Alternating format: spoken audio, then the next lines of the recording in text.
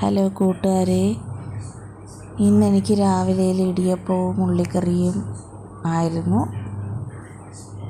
അപ്പോൾ നല്ല സ്പോഞ്ച് പോലുള്ള ഇടിയപ്പം എങ്ങനെയാണ് തയ്യാറാക്കുന്നതെന്ന് നമുക്ക് നോക്കാം.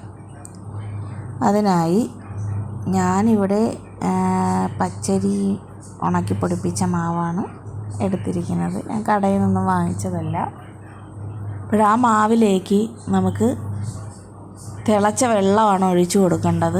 അപ്പോൾ ഈ തിളച്ച വെള്ളത്തിൽ നമുക്ക് ഉപ്പും എണ്ണയും ചേർത്ത് കൊടുക്കണം. ഒരു കുറേശ്ശെ വെള്ളം ഒഴിച്ച് നമുക്ക് ഒരു സ്പൂൺ വെച്ച് പതുക്കനെ ഇളക്കി കൊടുക്കാം. നമ്മൾ കുറേശ്ശെ വെള്ളം മാത്രമേ ഒഴിക്കാവുള്ളൂ, അല്ലെങ്കിൽ ഭയങ്കരമായിട്ട് വെള്ളം കൂടി അത് നമുക്ക് പീച്ചിയൊക്കെ ഇങ്ങനെ എടുക്കാനായിട്ട് ഭയങ്കര ബുദ്ധിമുട്ടായിരിക്കും. ഇതേപോലെ നമുക്ക് മാവ് നല്ല രീതിയിൽ മസാജ് ചെയ്ത് കുഴച്ചെടുക്കാം. ഈ ഒരു കൺസിസ്റ്റൻസി ആകുമ്പോഴത്തേനും നമുക്ക് കുറച്ച് നേരം അത് വയ്ക്കാം. അതിനുശേഷം നമുക്ക് ഇടിയപ്പം ഉണ്ടാക്കുന്ന പാത്രത്തിൽ കുറച്ച് എണ്ണ തേച്ചിട്ട് നമുക്ക് ഇടിയപ്പം പീച്ചിയെടുക്കാം. ഇടിയപ്പം എല്ലാം പീച്ചി നമുക്ക് അത് ആവി കയറ്റി വേവിക്കാനായിട്ട് വയ്ക്കാം. അതവിടെ ഇരുന്ന് വേവട്ടെ. അപ്പോഴതിന് വേണ്ടിയിട്ടുള്ള ഉള്ളിക്കറി തയ്യാറാക്കാം.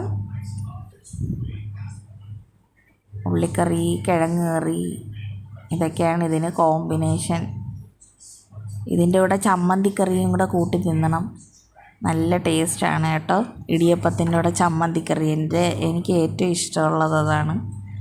നല്ല ടേസ്റ്റിയുമാണത്. അപ്പോൾ ഇടിയപ്പം തയ്യാറായിട്ടുണ്ട്. അത് നോക്കേ, നല്ല സോഫ്റ്റായിട്ടുള്ള ഇടിയപ്പമാണ് തയ്യാറായിരിക്കുന്നത്. അപ്പോൾ ഇത് എല്ലാവരും ഒന്ന് ട്രൈ ചെയ്ത് നോക്കണം. എല്ലാവർക്കും അറിയാവുന്നതൊക്കെ തന്നെ ആയിരിക്കും, പക്ഷേ ഇത് അറിയാത്തവർക്ക് വേണ്ടി പറയുന്നതാണ്.